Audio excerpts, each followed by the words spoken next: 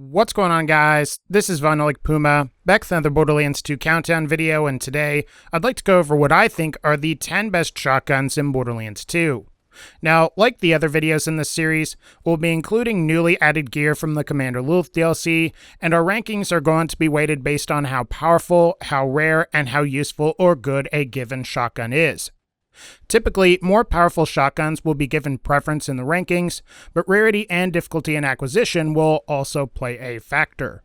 Also, it's highly recommended that you smash like on this video if your favorite color is blue, as you should get to see some blue when you smash that like button. If your favorite color isn't blue though, you should know that liking this video will result in you receiving your very own spaceship, so smash like if you like interstellar travel. Otherwise, guys, we've got a lot to go over here, so let's go ahead and get started with our number 10 entry, which is going to be the Slow Hand. Unlike many E-Tech shotguns that are available, the Slow Hand is actually a pretty good one for a variety of reasons.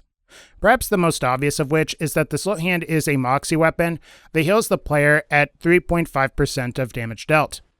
This is actually above average for many Moxie weapons, and given the Slow Hand's high inherent base damage, as well as its non-arcing projectiles that allow for better range, I think you'll find that the Slow Hand is a really nice E-Tech shotgun to use.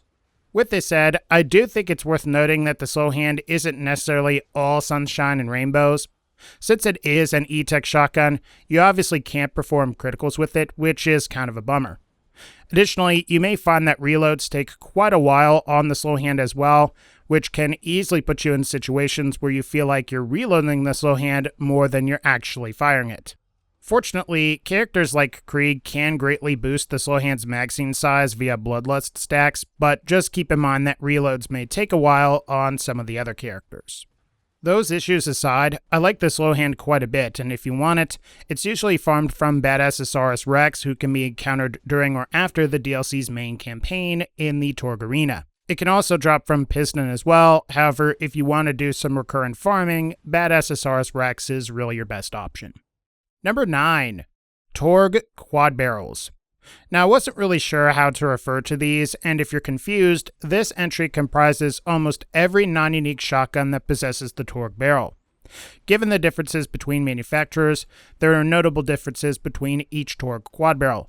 However, at their core, these shotguns usually have very high projectile counts while also requiring 4 ammo per shot. For Jacobs, you have the Quad, which is arguably one of, if not the best Jacobs shotguns in Borderlands 2. For Torg, you have the Ravager, which, like the Quad, is essentially one of the best Torg shotguns in Borderlands 2. And after that, you have the Bandit Overkill, Hyperion Development, and TDR Shotgun Supreme, which, while not as prestigious as their Jacobs and Torg counterparts, are all pretty good shotguns all the same. In the end, though, any non-unique Torg-barreled shotgun is usually pretty good. While they don't have a designated drop like many of the other shotguns on this list, they also are never below blue rarity, so they should be pretty easy to find in a pile. Number 8. The Butcher and Overcompensator. Like our next entry on this list, both the Butcher and Overcompensator are nearly identical despite the differences in rarity, name, and red text. A Butcher with the social prefix is identical to an Overcompensator, provided both have identical parts. Unfortunately for the Overcompensator, you are locked to that specific accessory while the Butcher is not. However, and as a trade-off, the Overcompensator is much easier to get than the Butcher is, as it's a quest reward for completing the Chief Executive Overlord side quest in the Lilith DLC. As for the Butcher, it can only be obtained in Ultimate Voltage mode, and only drops from Legendary Loot Midgets or oh my god what the heck at Digistruct Peak. As said previously, both of these are functionally identical, as both sport the same ×3 projectile multiplier and the unique effect where each shot fired has the chance to replenish a portion of each respective shotgun's magazine. The advantage of this is that it can potentially extend the amount of shots you can fire before reloading, and this ends up working well on any character, but is especially great on Salvador, who can combine it with Inconceivable, 5 shots or 6, and a Hoarder comm to basically fire a Butcher or Overcompensator almost indefinitely. Both of these are really great shotguns, though I will say the Butcher is a little bit better because you're not locked down to that specific accessory. So if you don't mind doing a little bit of farming, that will be your best option. Number 7. the Sword Splosion and Unicorn Splosion. It might be hard to tell by the name, but if it is, both the Sword Splosion and Unicorn Splosion are practically identical in terms of stats and performance. Funnily enough, and despite the differences in rarity, the Sword Splosion might actually be the better shotgun of the two due to how the shooting swords and their subsequent explosions don't block your vision quite as much as the flying unicorns and subsequent rainbow-colored goop does. But what ultimately ends up making either of these a great choice, though, is the fact that both fire anywhere from 1 to 3 projectiles that explode upon hitting a surface, and then emit a few more projectiles that will also explode. In a sense, both the Sword Splosion and the Unicorn Splosion are like portable MIRV launchers in that you can cover an area in a ton of explosions while also dealing a ton of damage. The only real downside is that you can easily hurt yourself while using either of these shotguns since the projectiles are self-damaging. But as long as you're careful and you make sure to let the blasts clear before walking to where you just shot, you should be good. If you want either of these, the Sword Splosion is obtained by completing the Sword and a Stoner side quest in the Dragon Keep DLC. As for the Unicorn Splosion, the process is more involved, as you will need the Mysterious Amulet, you will need to have completed the My Brittle Pony side quest, and then feed Butt Stallion Iridium at the Backburner location within the Commander Lilith DLC. If that sounds like a lot of steps, go ahead and just get a Sword Splosion instead, since really in my opinion, it's a bit better. Number 6. The Omen. While there are some truly awful TDR weapons and a number of really lousy TDR E-Tech shotguns in Borderlands 2, the Omen shotgun is fortunately an exception to the rule. As far as TDR weapons go, the Omen is a lot closer to either the Avenger, Gunnerang, or Babymaker in terms of quality, and when compared to most TDR E-Tech shotguns, it's light years better, possessing better ammo consumption per shot as well as a significantly increased projectile count. As you've likely noticed from the gameplay already, the Omen's most notable quality is its oscillating projectile pattern. While it does make the Omen a little bit unpredictable and a little more difficult to properly take advantage of, I usually find that you can usually just spam the Omen and most things will go down surprisingly quickly, especially if they are large and can be hit by all of the Omen's projectiles at once. As for reload damage, it's not quite as ridiculous as things like the Gunnerang or Babymaker, but the Omen is still pretty good, and since you're always consuming just 1 ammo per shot, you'll always be getting the best damage efficiency on your reloads. Ultimately, I think you'll agree that the Omen is a great shotgun, and if you want one, they can be acquired from the Ancient Dragons of Destruction raid boss in Ultimate Vault mode.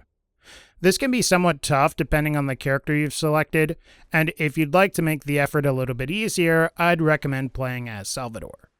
Number 5. The Jolly Roger. If you're a fan of non-unique Torg quad-barrel shotguns like the Jacob's Quad, Torg Ravager, or the Bandit Overkill in Hyperion development, you may want to check out the Jolly Roger for a few reasons. Number 1, Jolly Rogers have high projectile counts that are usually on par with many non-unique Torg barrel shotguns. While this may not seem like a huge deal, it is when you consider the second reason, which is that the Jolly Roger has an ammo consumption of 3 as opposed to 4, making the Jolly Roger far more efficient by comparison. It also doesn't hurt that the Jolly Roger fires its projectiles in the shape of a Jolly Roger or Skull and Crossbones, and this gives the Jolly Roger much better relative accuracy while hip firing than you will see on many conventional Torg quad barrels. Add on the fact that this can come in all elements and you've got yourself a really great alternative to most Torg quad barrel style shotguns.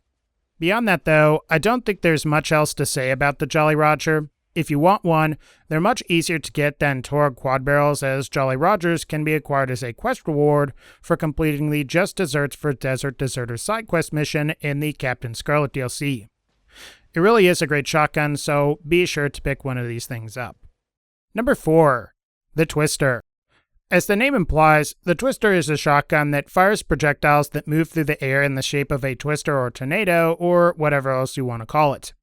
This actually presents some benefits such as a consistent projectile pattern, which isn't as affected by decreases to accuracy, as well as a slower projectile speed, which potentially allows the player to more easily benefit from passive weapon effects by swapping to another weapon while the Twister's projectiles are in mid-flight.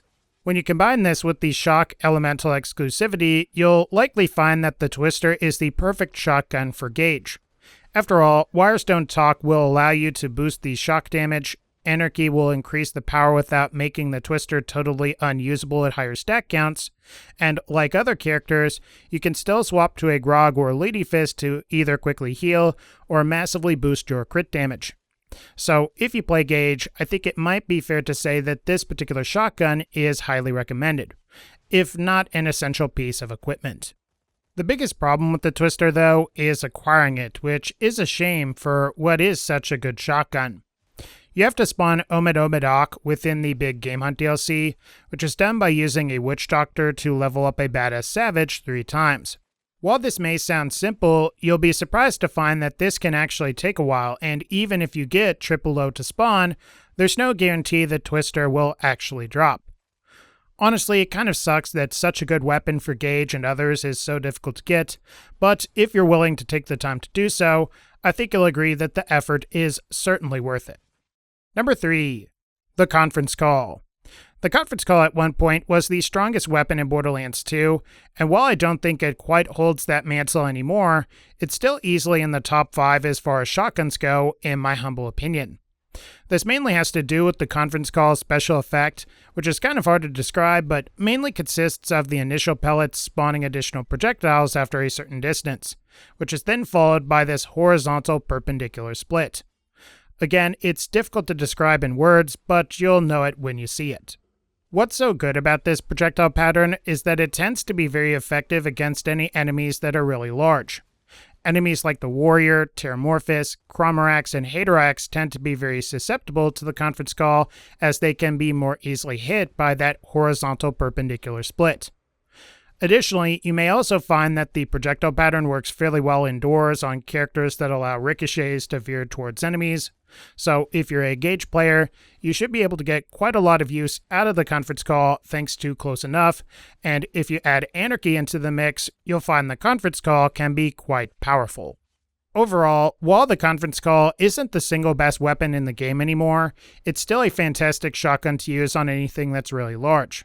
So if you want one, be sure to farm either the Warrior once you've beaten the game, or the Handsome Sorcerer once you've completed the Dragon Keep DLC. Number 2. The Flecker.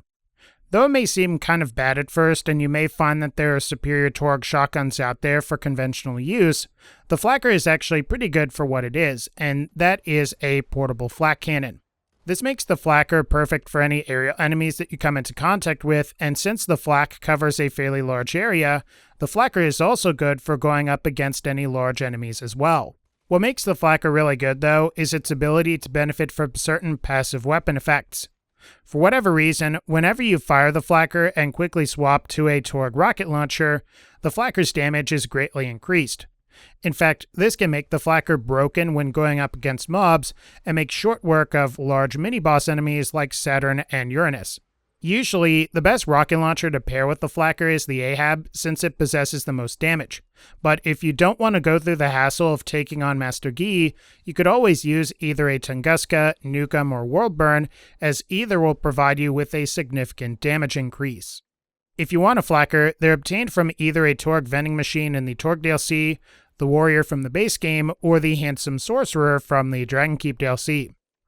This is a lot of different potential sources, and if you're wanting my recommendation, I'd say the Torgue vending machine is the best bet, since it will more easily allow you to obtain a variant with the vertical grip. That, and you just purchase it, which is a lot easier than farming a particular boss. And for our final entry, number 1, the Deliverance. While this shotgun is pretty cool, it's not really our number 1, which is really going to be the Interfacer. Despite the inclusion of some new shotguns with the Commander Lilith DLC, the Interfacer remains at the top as far as shotguns go. It is hindered by the fact that you have to defeat Verastus the Invincible in Ultimate Vault Hunter mode to get one, but assuming you're able to do that, I think you'll agree that the Interfacer is Borderlands 2's best shotgun. While the converging or interfacing projectiles certainly help to improve your overall damage output, what I would say really makes the Interfacer special is its high critical hit bonus. The high crit bonus allows the Interfacer to achieve massive DPS, exceeding just about every other Hyperion shotgun that's available. You'll also find that these attributes make the Interfacer about on par with, if not more powerful than, the Unkempt Herald. This ends up being great for Salvador players, as the Interfacer can be a great alternative to the Herald. Plus, Salvador is really the best character for mitigating one of the Interfacer's biggest downsides, which is its ammo consumption of 2 per shot. The other downside is the slow projectile speed, which can be corrected on Maya or Zero with Accelerate or Velocity respectively. However, I think you'll find the ammo consumption is still a bit steep on these two, so really I would stick to Salvador if you plan on using the Interfacer. At the end of the day, I'd say this is the best shotgun in Borderlands 2, and while it will require some effort to get, make no mistake that it is definitely worth it. Okay guys, I think that's going to wrap up this particular video. If you enjoyed this video, definitely be sure to smash like, click the bell so you can be notified when I upload more Borderlands videos, and as always, and again, thank you all so much for supporting this channel. Take care, and I'll see you all in the next one.